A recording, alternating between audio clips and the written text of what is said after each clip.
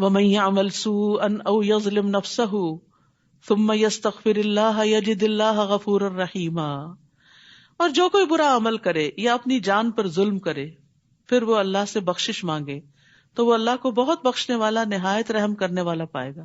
پھر بخشش کی بات آ گئی. آج تو آپ کو بخشش کی دعائیں ضروری پڑھ لینی چاہیے. اور اس کے علاوہ صلاۃ التوبہ بھی ہوتی ہے، یعنی دعائیں پڑھنے کے علاوہ آپ یوں کر سکتے ہیں 2 نفل پڑھ کے پھر اس کے بعد بخشش کی ساری دعائیں پڑھ لی جائیں. تو اللہ سبحانہ وتعالیٰ سے یہ دعا کہ اللہ پچھلے سارے گناہ معاف کر دے تاکہ ہمارے گناہوں کی وجہ سے جو ہمارے کاموں میں رکاوٹ ہے، جو دنیا میں ہمیں مسائل پیش آئے ہیں، وہ بھی ہٹ جائیں. بہترین وظیفہ ہے یہ. رسول اللہ صلی اللہ علیہ وسلم نے فرمایا جو مسلمان کوئی گناہ کر بیٹھے پھر وضو کرے، اس کے بعد 2 رکعت نماز پڑھے اور اللہ تعالیٰ سے اپنے اس گناہ کی معافی مانگے تو اللہ تعالیٰ اس کے گناہ کو یقیناً معاف کر دے گا، چاہے وہ کتنا ہی بڑا گناہ ہو. اور اللہ سے پوری امید کے ساتھ توبہ کرنی چاہیے، بخشش مانگنی چاہیے. اور پھر آپ دیکھیے اللہ سبحانہ تعالیٰ کا کتنا فضل اور کتنی رحمت ہے کہ انسان کو گناہ کے بعد مہلت دی جاتی ہے کہ توبہ کر لے. اگر وہ کر لے تو گناہ لکھا ہی نہیں جاتا، ورنہ ایک گناہ لکھ لیا جاتا ہے. رسول اللہ صلی اللہ علیہ وسلم نے فرمایا بائیں طرف والا فرشتہ 6 گھڑیاں مسلمان گناہ گار بندے سے اپنا قلم اٹھائے رکھتا ہے. اگر وہ شرمندہ ہو اور اللہ سے استغفار کر لے تو وہ لکھے بغیر قلم رکھ دیتا ہے، ورنہ ایک گناہ لکھ لیتا ہے.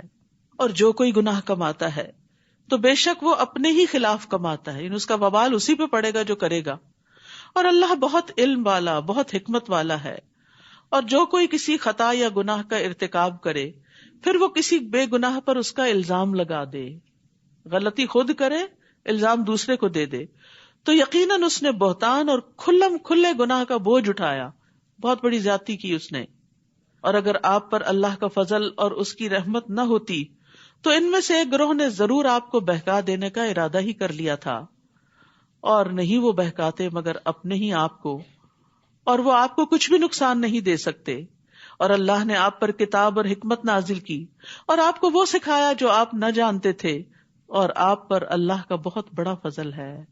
سبحان اللہ. یہاں اللہ سبحانہ وتعالیٰ نبی صلی اللہ علیہ وسلم پر اپنے احسانات کا ذکر بھی فرما رہے ہیں کہ اللہ نے آپ کو کتاب اور حکمت دی اور وہ کچھ سکھا دیا جو آپ کو پتا نہیں تھا، کیونکہ آپ ایک نبی امی تھے. مکہ میں لائبریریز نہیں تھیں، مکہ میں کوئی اسکالرز نہیں تھے کہ جن سے آپ کچھ سیکھتے. آپ کے علم کا واحد منبع وحی الہی ہے. پھر فرمایا لا خیر فی کثیر من نجواہم الا من امر بصدقۃ او معروف او اصلاح بین الناس ومن یفعل ذلک ابتغاء مرضات اللہ فسوف نؤتیہ اجرا عظیما. ان کی بہت سی سرگوشیوں میں کوئی بھلائی نہیں، یعنی کسر پسر میں، وسپرنگ میں، سوائے اس کے جو صدقہ کرنے یا نیکی کرنے یا لوگوں کے درمیان اصلاح کرنے کا حکم دے. یعنی کانوں میں باتیں کرنا، دوسرے کے چپکے مجلس میں باتیں کرنا ناپسندیدہ چیز ہے. جب آپ سب کے ساتھ بیٹھے ہو تو سب کے ساتھ ایک کامن بات کریں جو سب کے انٹرسٹ کی ہو. یہ نہیں کہ باقی سب الگ ہیں اور یہ 2 آپس میں باتیں کیے چلے جا رہے ہیں، یہ آداب مجلس کے خلاف ہے. لیکن بعض اوقات انسان اگر کوئی بات اونچی آواز سے کہے تو اس سے کسی دوسرے کی عزت پہ یا انا پہ یا کسی چیز پہ کوئی ضرب آ سکتی ہے، کوئی اس کو ناپسندیدگی ہو سکتی ہے. مثلاً کسی کو صدقہ دینے کا حکم کہ جاؤ فلاں کو یہ صدقہ دے دو. آپ مثلاً بیٹھے ہیں اپنے رشتے داروں کے ساتھ، گھر میں بیٹھے ہیں، کسی گیدرنگ میں ہیں، اتنے میں کوئی ایسا شخص آ جاتا ہے کہ جس کے ساتھ آپ نے وعدہ کر رکھا تھا کہ آپ اس کو کچھ دیں گے. اب وہ شخص بھی نہیں چاہتا کہ سب کو پتا چلے، آپ بھی نہیں چاہتے کہ یہ راز سب پہ کھلے، کیونکہ چھپا صدقہ ویسے بھی افضل ہے.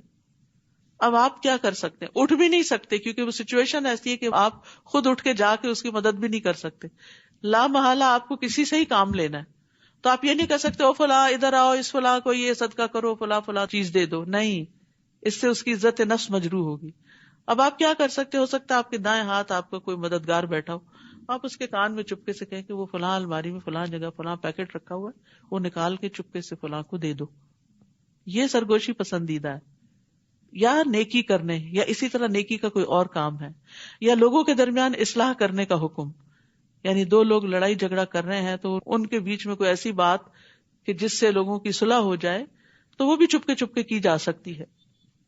اور جو کوئی اللہ کی رضامندی چاہنے کے لیے ایسا کرے گا تو ہم ضرور اسے اجر عظیم سے نوازیں گے، اور جو کوئی رسول کی مخالفت کرے اس کے بعد کہ ہدایت اس کے لیے واضح ہو گئی اور مومنوں کے راستے کے علاوہ کسی اور راستے کی پیروی کرے تو ہم اسے اسی طرف پھیر دیں گے جدھر وہ پھر گیا، اور ہم اسے جہنم میں جلائیں گے، اور وہ کتنی بری ہے لوٹنے کی جگہ۔ امام شافعی نے 300 بار قرآن مجید پڑھا ایک حکم کو جاننے کے لیے کہ مسلمانوں کا جس چیز پر اجماع ہو اس کا کیا حکم ہے، تو آخری بار ان کو اس آیت میں اپنے مسئلے کا جواب مل گیا۔ تو یہ علماء کا غور و فکر ہوتا تھا کہ وہ ہماری طرح صرف نیکیاں کمانے کے لیے نہیں قرآن پڑھتے تھے، وہ بھی پڑھنا چاہیے، لیکن اس میں سے احکامات کا استنباط کرنے کے لیے۔ استنباط کا لفظ جو ہے نبت سے، نبت کہتے ہیں کنویں کی تہہ سے پہلے پانی کا نکلنا۔ کنواں کیسے کھودا جاتا ہے؟ کسی نے دیکھا ہے وہ پروسیس؟ کتنا مشکل ہوتا ہے، یعنی ایک چھوٹے سے سرکل کی مٹی نکال کے باہر پھینکنی ہوتی ہے، اور جو نکالنے والا ہوتا ہے وہ خود نیچے اترتا ہے، اور پھر آپ سوچئے کہ کتنی تہ نکالتا ہے، اور پھر جا کے پانی آتا ہے۔ تو اتنی سخت مشقت کرنی پڑتی ہے، اتنا کچھ پڑھنا پڑتا ہے، جب جا کر کسی مسئلے کا حل ملتا ہے۔ ہم ہتھیلی پہ سرسوں جمانا چاہتے ہیں، علم کے ساتھ کمٹمنٹ ہونی چاہیے۔ حقیقت یہ ہے کہ کوئی بھی نیکی کا کام کریں اس کے ساتھ کمٹمنٹ ضرور کریں، یہ نہیں ایک دن کر لیا دوسرے دن نہ کر لیا، چھوٹی چھوٹی باتوں کو عذر بہانہ بنا لیا، اور بعض اوقات صرف اپنی سستی ہوتی ہے کہ جس کی وجہ سے ہم خیر کثیر سے محروم رہ جاتے ہیں۔ اب مثال کے طور پر آپ نے آنا شروع کیا، ابھی کسی دن کہیں چلو آج گھر سے ہی سن لیتے ہیں، ایک دن گھر میں بیٹھیں گے، دوسرے دن کہیں اچھا کام کر کے سن لیتے ہیں، تیسرے دن کہیں گے بعد میں سن لیتے ہیں، ریکارڈنگ تو اویلیبل ہے، اور پھر وہ کب سنیں گے وہ اللہ ہی کو پتا ہے کہ سنیں گے بھی کہ نہیں سنیں گے۔ تو جس کام کو بھی آپ شروع کریں اس کو نبھائیں۔ ہمارے اسلاف میں اتنی خوبصورت مثالیں ملتی ہیں، مثلا سعید بن مسیب ہیں، نام سنا ہوا، بہت مشہور تابعی ہیں، ابو ہریرہ کے داماد تھے رضی اللہ عنہ۔ وہ کہتے ہیں کہ 30 سال سے میں نے فجر کی نماز کی پہلی تکبیر مس نہیں کی، 30 سال سے فجر کی نماز، اور وہ بھی اللہ اکبر جب ہوئی تو میں جماعت میں شامل تھا۔ ایسے لوگ، اور اب ہمارے ہاں فجر کیا کسی اور بھی نماز کا وقت ہو اور کچھ نہیں تو چھوٹی موٹی ایسی بس گپ شپ میں باتوں میں بازو کا جمعہ شروع ہو چکا ہوتا تھا، ہم کہتے ہیں اچھا بھی جاتے ہیں۔ خواتین کے لیے تو یہ حکم نہیں ہے کہ جماعت سے نماز پڑھیں، لیکن میں صرف کمٹمنٹ کی مثال دے رہی ہوں۔ اسی طرح ایک اور امام تھے، امام ربیعہ الرائی، امام مالک کے استاد تھے، فقہ میں بہت بڑے امام مانے جاتے ہیں وہ بھی۔ انہوں نے بھی اسی طرح کی بات کی کہ 40 سال سے ان کی تکبیر اولیٰ فوت نہیں ہوئی۔ ہمارا دین اور ہماری یہ نمازیں ہمیں وقت کی پابندی سکھاتے۔ آج ہم اور لوگوں کو اپریشیٹ کرتے ہیں کہ فلاں شخص اپنے کام پہ کبھی 1 منٹ بھی لیٹ نہیں ہوا، لوگ اس کو قابل فخر بات سمجھتے ہیں کہ میں اپنی ڈیوٹی سے کبھی بھی لیٹ نہیں ہوا۔ تو جب ہم دنیا کی نوکری کے کریڈٹ بنانے میں اور اپنا اچھی ساکھ بنانے میں اتنی پابندی کرتے ہیں تو ہم میں سے کوئی یہ بھی دیکھ لے کہ آخرت کی کمائی کے لیے ہماری کمٹمنٹ کتنی ہے۔ ہم میں سے کون یہ کہہ سکتا ہے آج تک میری ایک بھی فجر کی نماز قضا نہیں ہوئی؟ کوئی ہے جو دعویٰ کرے؟ کوئی نہیں کر سکتا۔ اوہو بس پتہ نہیں رات کو تھک گئی تھی، صبح آنکھ نہیں کھلی، پتہ نہیں یہ وہ الارم بھی لگایا تھا کیا ہوا۔ نہیں، وقت کی پابندی، کمٹمنٹ نبھانا، یہ بہت اعلیٰ درجے کی نیکی ہے۔ ان اللہ لا یغفر ان یشرک بہ ویغفر ما دون ذلک لمن یشاء ومن یشرک باللہ فقد ضل ضلالا بعیدا۔ بے شک اللہ نہیں بخشے گا کہ اس کے ساتھ کسی کو شریک ٹھہرایا جائے۔ پھر دوبارہ یہی بات آئی، شرک ناقابل معافی گناہ ہے، اور جو اس کے علاوہ ہوگا وہ جس کے لیے چاہے گا بخش دے گا، اور جو کوئی اللہ کے ساتھ شریک ٹھہرائے تو یقیناً وہ گمراہی میں بہت دور بھٹک گیا۔ شرک سے برات کے لیے لا الہ الا اللہ کا ورد بڑا فائدہ مند ہے، اور لا الہ الا اللہ کا معنی سمجھنا بڑا ضروری ہے۔ یہ ایک پورا کارڈ اس پہ بنایا گیا کہ لا الہ الا اللہ پڑھنے کی فضیلت کیا ہے اور کس کس طرح پڑھا جائے۔ تو یہ بھی ایک بڑی اچھی یاد دہانی ہوتی ہے اپنے توحید کے سبق کو دہرانے کی۔ ابو درداء سے روایت ہے، کہتے ہیں کہ میں نے رسول اللہ صلی اللہ علیہ وسلم کو فرماتے ہوئے سنا کہ ہر گناہ کے بارے میں امید ہے کہ اللہ اسے بخش دے گا سوائے اس شخص کے جو مشرک ہو کے مرا یا کسی نے مومن کو جان بوجھ کے قتل کیا۔ مشرک کے اعمال بھی قبول نہیں ہوتے، فرمایا پیر اور جمعرات کے دن جنت کے دروازے کھول دیے جاتے ہیں اور ہر اس بندے کی مغفرت کر دی جاتی ہے جو اللہ کے ساتھ کسی کو شریک نہیں کرتا، اور اس بندے کے سوا جس کی اپنے بھائی کے ساتھ عداوت ہو. یعنی لوگوں سے دشمنی رکھنا جو ہے یہ بھی انسان کو بہت بڑی محرومیوں کا شکار کر دیتا ہے. چنانچہ کہا جاتا ہے ان دونوں کو مہلت دو حتیٰ کہ یہ صلح کر لیں، ان دونوں کو مہلت دو حتیٰ کہ صلح کر لیں، ان دونوں کو مہلت دو حتیٰ کہ صلح کر لیں، اور پھر صلح کر لیں تو اس کے بعد ان کی بھی بخشش کر دی جائے گی.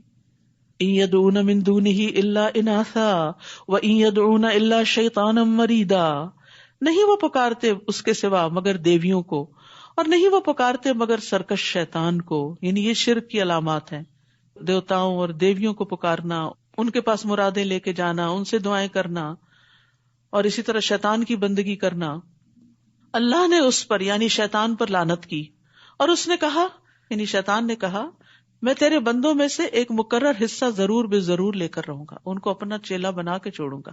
اور دن رات وہ اس کام پہ لگا ہوا ہے، اور اس کے لیے اس نے مہلت مانگی تھی کہ مجھے قیامت تک زندگی دے دی جائے، اور اس کو دے دی گئی، اور وہ ہر وقت اب یہی کچھ کر رہا ہے، برائیوں کو خوبصورت بنا بنا کے لوگوں کو اپنے جال میں پھانستا ہے.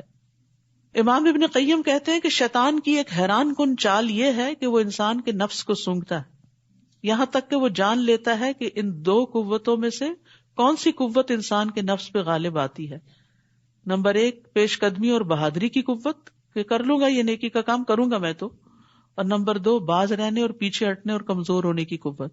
یعنی یہ بندہ نیکی میں آگے جانے والا ہے یا پیچھے رہنے والا ہے، اور جو بزدل ہے پیچھے رہنے والا اس کو وہ کنٹرول کر لیتا ہے، اور جس کے بارے میں پتا چل جاتا ہے کہ نہیں یہ تو باز ہی نہیں آئے گا تو پھر وہ اگلے سٹیپ پہ جا کے کوئی اور چال چلتا ہے. تو یاد رکھیے بلند ہمتی پیدا کیجیے اپنے اندر، نیکی کے کاموں کو مشکل نہ جانیے، کوتاہی نہ کیجیے، سستی نہ کیجیے. شیطان کے وسوسے 2 طرح کے ہوتے ہیں، یا تو وہ کوتاہی کا وسوسہ ڈالتا ہے، یا وہ اس میں حد سے بڑھنے یا غلوب کی طرف لے جاتا ہے. اسے پرواہ نہیں کس میں وہ کامیاب ہوتا ہے. یعنی جو تو کمزوری دکھاتا ہے اس کو کمزوری کے اور وسوسے ڈالتا ہے، اور جو بہادری دکھاتا ہے اس کو کہتا ہے حد سے آگے بڑھ جاؤ، تو اس کو بھی رکنا ہوتا ہے. نو ایکسٹریمزم، نہ ادھر سے نہ ادھر سے، درمیان کی راہ. اس نے یہ بھی کہا تھا اور البتہ میں ضرور انہیں بھٹکاؤں گا، اور میں ضرور انہیں امیدیں دلاؤں گا، اور میں ضرور انہیں حکم دوں گا، پھر وہ ضرور مویشیوں کے کان کاٹیں گے. دور جاہلیت کی ایک رسم ہے، بتوں کے نام پہ کان کاٹتے تھے. اور میں ضرور انہیں حکم دوں گا تو وہ ضرور اللہ کی تخلیق کو بدل ڈالیں گے، اور جو کوئی اللہ کو چھوڑ کر شیطان کو دوست بنائے تو یقیناً اس نے کھلم کھلا نقصان اٹھایا. یاد رکھیے شیطان باطل کو خوبصورت بنا کے پیش کرتا ہے، باطل اور حق کو خلط ملط کرتا ہے، دھوکہ دیتا ہے، چالیں چلتا ہے، خواہشات کے ذریعے حملہ کرتا ہے، حقیر سمجھے جانے والے اعمال کے ذریعے داخل ہوتا ہے. انسان کہتے ہیں یہ چھوٹی سی بات ہے تو چھوٹا سا گناہ، اس سے کوئی فرق نہیں پڑتا. اب ہوتا ہی انسان پھنس جاتا ہے، پھر اس سے ایک اور برائی میں، اس سے ایک اور برائی میں، برائیوں کا ایک سلسلہ چل پڑتا ہے. یعدہم ویمنیہم وما یعدہم الشیطان الا غرورا، وہ ان سے وعدہ کرتا ہے اور انہیں امیدیں دلاتا ہے، اور نہیں وعدہ کرتا ان سے شیطان مگر دھوکے کا. تو شیطان کے وعدوں سے خبردار رہیں، اور ان میں بعض اوقات وہ بہت سا وقت ضائع کروا دیتا ہے. یہی لوگ ہیں جن کا ٹھکانہ جہنم ہے، اور وہ اس سے کوئی جائے پناہ نہ پائیں گے. یعنی شیطان ان کو اپنے ساتھ ہی لے کے دم لے گا. اور وہ لوگ جو ایمان لائے اور انہوں نے نیک عمل کیے، ہم ضرور ان کو ایسے باغوں میں داخل کریں گے جن کے نیچے نہریں بہتی ہیں، جن میں وہ ہمیشہ رہیں گے، ہمیشہ ہمیشہ. اللہ کا وعدہ سچا ہے. وَمَنْ أَصْدَقُ مِنَ اللَّهِ قِيلًا، اور اللہ سے بڑھ کر کون زیادہ سچا ہے قول و قرار میں. پیچھے بھی اللہ کے وعدے کے سچے ہونے کی بات تھی، یہاں پھر وہاں سزا پر اور یہاں جزا پر. برا عمل کرنے پر جو اللہ نے سزا بتائی ہے پھر وہ انسان کے مقدر ہو کر رہے گی، اور نیک عمل کرنے والے کے لیے جو جزا اللہ نے بتائی ہے وہ بھی بالکل سچی ہے. لیس بامانیکم ولا امانی اہل الکتاب من یعمل سوءا یجز به ولا یجد له من دون اللہ ولیا ولا نصیرا. نہ تمہاری آرزوؤں پر منحصر ہے اور نہ اہل کتاب کی آرزوؤں پر. یعنی تمہاری امیدیں اور تمنائیں تمہیں فائدہ نہ دیں گی. جو کوئی برا عمل کرے گا وہ اس کا بدلہ دیا جائے گا، اور وہ اپنے لیے اللہ کے سوا کوئی دوست اور مددگار نہ پائے گا، کوئی اور چھڑانے کے لیے نہیں آئے گا. اور جو کوئی نیک عمل کرے خواہ مرد ہو یا عورت بشرطے کہ وہ مومن ہو. No gender discrimination. مرد ہو یا عورت جو بھی نیک عمل کرے تو یہی لوگ جنت میں داخل ہوں گے اور وہ کھجور کی گٹلی میں سوراخ برابر بھی ظلم نہ کیے جائیں گے. یعنی اچھے کام کوئی بھی کرے اس کی قدردانی کی جائے گی. اور اس سے بڑھ کر دین میں کون اچھا ہوگا؟ یعنی کس کا دین سب سے اچھا ہے؟ جس نے اپنا چہرہ اللہ کے سپرد کر دیا جبکہ وہ نیکوکار بھی ہے, نیت بھی اچھی ہے, عمل بھی اچھے ہیں, اور اس نے ملت ابراہیم کی پیروی کی جو یکسو تھے, مخلص تھے, اور بنا لیا اللہ نے ابراہیم کو خاص دوست. واتخذ اللہ ابراہیم خلیلا. تو یہاں یہ بتایا جا رہا ہے دراصل کہ ابراہیم علیہ السلام پیروی کے لائق ہیں. انہوں نے وہ چیز پا لی جس کے ذریعے بندہ اللہ کا قرب حاصل کرتا ہے اور اللہ سبحانہ تعالی کے قریب ہو گئے اور خلت کا مقام حاصل کیا جو کہ محبت کا اعلیٰ ترین درجہ ہے. یعنی اللہ سبحانہ تعالیٰ ابراہیم علیہ السلام سے محبت کرتے ہیں کیونکہ وہ اپنے رب کی بہت زیادہ اطاعت کرنے والے تھے. تو اس میں سب سے بہترین انسان اور سب سے بہترین دین والا وہ ہوتا ہے جو کسی کام سے پہلے اپنی نیت کو صرف اپنے رب کے لیے خالص کرے اور پھر نیکی کے کام میں طریقہ بھی درست کرے, اور درست طریقہ ہمیں سنت رسول صلی اللہ علیہ وسلم سے ملتا ہے, اس طریقے کو اختیار کرے. کوئی بھی اچھا کام جب کرنا شروع کرے پلٹ کر دیکھے کہ وہاں کیا ہوتا تھا. وَلِلَّهِ مَا فِي السَّمَاوَاتِ وَمَا فِي الْأَرْضِ وَكَانَ اللَّهُ بِكُلِّ شَيْءٍ مُحِيطًا. اور اللہ ہی کے لیے ہے جو کچھ آسمانوں میں ہے اور جو کچھ زمین میں ہے, اور اللہ ہر چیز کا خوب احاطہ کرنے والا ہے. وَيَسْتَفْتُونَكَ فِي النِّسَاءِ. اور وہ عورتوں کے بارے میں آپ سے فتویٰ مانگتے ہیں, کہہ دیجئے اللہ ان کے بارے میں تمہیں فتویٰ دیتا ہے, اور وہ بھی جو تم پر یتیم عورتوں کے بارے میں کتاب میں پڑھا جاتا ہے جنہیں تم مہر نہیں دیتے جو ان کے لیے لکھا گیا, حالانکہ تم ان سے نکاح کی رغبت رکھتے ہو, اور کمزور بچوں کے بارے میں بھی, اور یہ کہ تم یتیموں کے لیے انصاف پر قائم رہو, اور جو بھی نیکی تم کرو گے بے شک اللہ اسے خوب جاننے والا ہے. تو یاد رکھیے ہمارے دین میں یتیموں کے حقوق کا بہت لحاظ رکھا گیا ہے. یتیم کے لیے رحم دل باپ کی طرح بن جانا چاہیے, اور یاد رکھنا چاہیے کہ جو بوئیں گے وہی کاٹیں گے. آج اگر یتیم بچے کے ساتھ زیادتی کی تو وہ کہیں چھپ نہیں جائے گی, اللہ کو پتا ہے اور اللہ اس کا بدلہ دینے والا ہے. یتیم کی ضروریات کا بھی خیال رکھنا چاہیے, اس کے مال کی حفاظت کرنی چاہیے, اور اس کو اخلاق اور آداب سکھانے چاہیے. پھر فرمایا اور اگر کوئی عورت اپنے شوہر کی زیادتی کرنے یا بے رخی برتنے سے ڈرتی ہو تو ان دونوں پر کوئی گناہ نہیں کہ وہ آپس میں صلح کر لیں, اور صلح کرنا بہتر ہے, اور دلوں میں تنگی رکھ دی گئی ہے, بخیلی رکھ دی گئی ہے. اور اگر تم احسان کرو اور تقوی اختیار کرو تو بے شک جو عمل بھی تم کرتے ہو اللہ اس کی خوب خبر رکھنے والا ہے. تو یاد رکھیے ہسبینڈ وائف کے بیچ میں اختلافات ہوتے رہتے ہیں, لیکن وہ اختلافات اتنے بڑے نہ ہو جائیں کہ آپس میں دوریاں بہت دور تک چلی جائیں اور میل ملاپ کا کوئی ذریعہ باقی نہ رہے. تو اس کے لیے آپس میں صلح بھی جلدی کرنی چاہیے اگر کوئی ناراضگی ہو جائے, اور اگر آپس میں نہیں کسی طرح اپنی کمزوری پہ قابو پا رہے تو دوسرے لوگوں کو انٹروین کر کے صلح کرانی چاہیے. نبی صلی اللہ علیہ وسلم نے فرمایا کیا میں تمہیں نماز, روزہ اور زکوٰۃ سے افضل درجے کا عمل نہ بتاؤں؟ صحابہ نے عرض کیا کیوں نہیں؟ آپ نے فرمایا آپس میں صلح کروانا, جبکہ لوگوں میں پھوٹ اور فساد ڈالنا دین کو موڑنے والی چیز ہے. آپ نے یہ بھی فرمایا آپس میں صلح کرانا افضل صدقہ ہے. تو جہاں کہیں ضرورت ہو آپ کی اور آپ کوئی رول پلے کر سکتے ہو تو ضرور کوشش کیجیے, لیکن دلوں میں تنگی ہے, معاف کرنے پہ لوگ تیار نہیں ہوتے, اور اس کا نتیجہ کیا ہوتا ہے کہ پھر دوریاں بڑھ جاتی ہیں. تو یاد رکھیے کہ ازواجی تعلقات کو مضبوط کرنے کے لیے ضروری ہے کہ ہم کچھ چیزوں پر کمپرومائز کرنا بھی جانیں. صرف دوسرے سے ہی توقعات نہ رکھیں, جو چیز ہم دوسرے میں دیکھنا چاہتے ہیں وہ اپنے اندر پیدا کر لیں.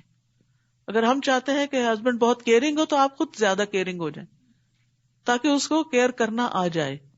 پھر اسی طرح یہ ہے کہ توقعات نہ رکھنا یہ تو نہیں ہو سکتا, لیکن ریئلسٹک توقعات رکھیں. یعنی اگر آپ نے گھر کی بہت اچھی صفائی کی ہے تو یہ توقع رکھ بیٹھنا کہ ضروری تعریف کرے, اور اگر اس نے نہیں کی تو آپ موڈ آف کر لیں, اور اس غریب کو یہ پتہ ہی نہ ہو کہ موڈ کیوں آف ہے, اور اگر وہ پوچھے بھی تو کہیں کچھ نہیں.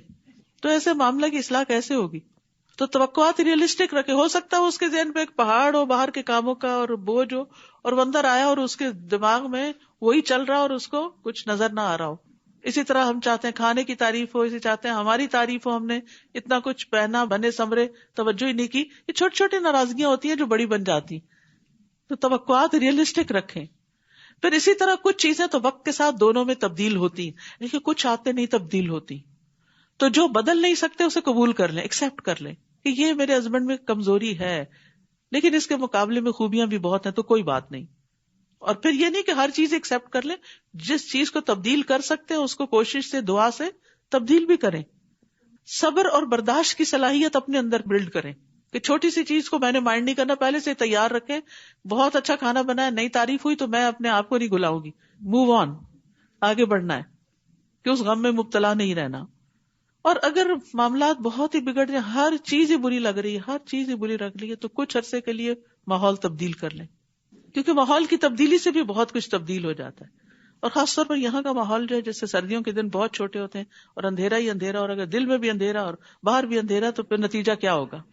پھر فرمایا, اور تم عورتوں کے درمیان ہرگز عدل نہیں کر سکتے. اگر تم اس کی ہرس کرو تو تم ایک کی طرف پوری طرح مائل نہ ہو جاؤ اور دوسری کو لٹکتی ہوئی چیز کی طرح چھوڑ دو.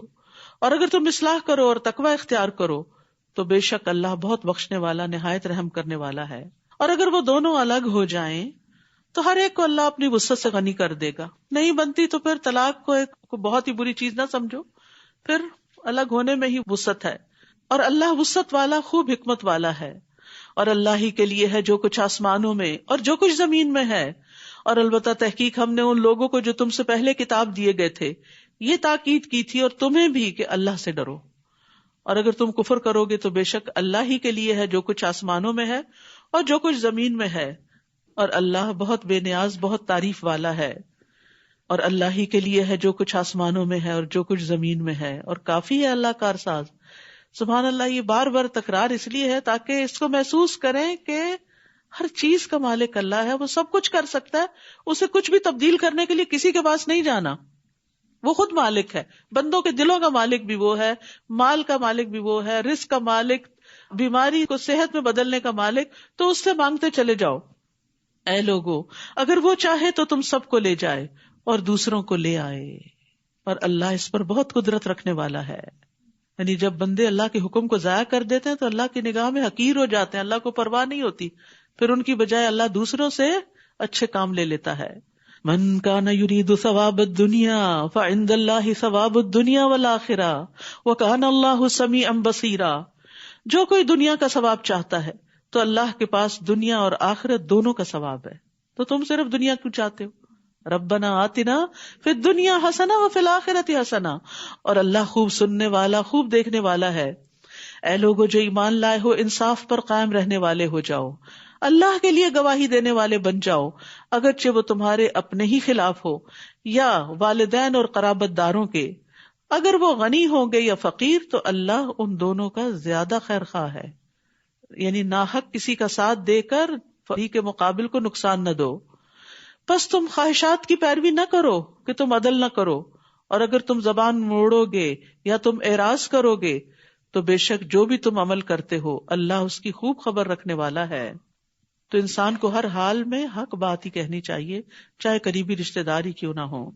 رسول اللہ صلی اللہ علیہ وسلم نے فرمایا, قاضی 3 طرح کے ہوتے ہیں, ایک جنت میں, 2 آگ میں. جنت میں جانے والا وہ ہے جس نے حق پہچانا اور اس کے مطابق فیصلہ کیا. جس نے حق پہچانا پھر فیصلے میں ظلم کیا وہ آگ میں ہے, اور جس نے جاہل ہوتے ہوئے لوگوں کے فیصلے کیے وہ بھی آگ میں ہے. تو یہ بہت نازک معاملہ ہے. آپ جج تو نہیں ہے کہیں, لیکن گھر کے اندر بھی, بچوں کے بیچ میں بھی, رشتہ داروں کے بیچ میں بھی چھوٹے چھوٹے فیصلے کرنے پڑ جاتے ہیں, تو عدل سے کام لینے کی ضرورت ہے. اے لوگو جو ایمان لائے ہو, ایمان لاؤ اللہ اور اس کے رسول پر, یعنی اپنے ایمان کی تجدید کرتے رہو, اور اس کتاب پر جو اس نے اپنے رسول پر نازل کی, اور وہ کتاب جو اس نے اس سے پہلے نازل کی.